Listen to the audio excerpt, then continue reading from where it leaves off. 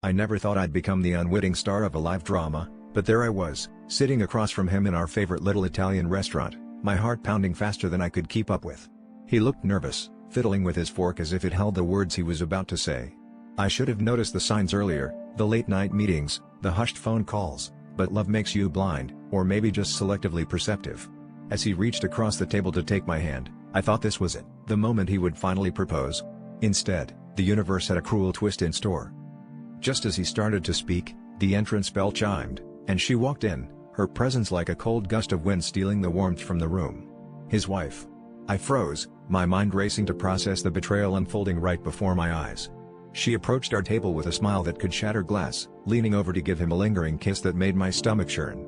That's when it hit me, this wasn't a proposal, it was a twisted anniversary gift, a sick game they played to spice up their marriage by watching me squirm. The revelation washed over me like ice water, and I felt an overwhelming urge to escape, to run as far from this nightmare as possible. But my body betrayed me, rooted to the spot as if in a trance. She sat down, her eyes sparkling with a mischievous glint, and started talking to me like we were old friends. I could barely hear her over the buzzing in my ears, the words part of their sick fantasy echoing in my mind like a mantra.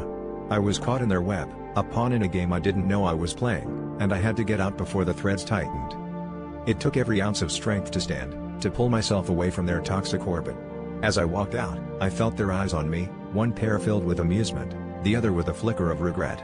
I realized then that I wasn't just leaving them behind, I was leaving behind a version of myself that had been too naive, too trusting.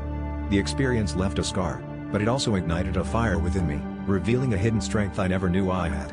In the end, their betrayal became my liberation, a reminder that sometimes the most shocking stories are the ones we live through, emerging stronger and wiser on the other side.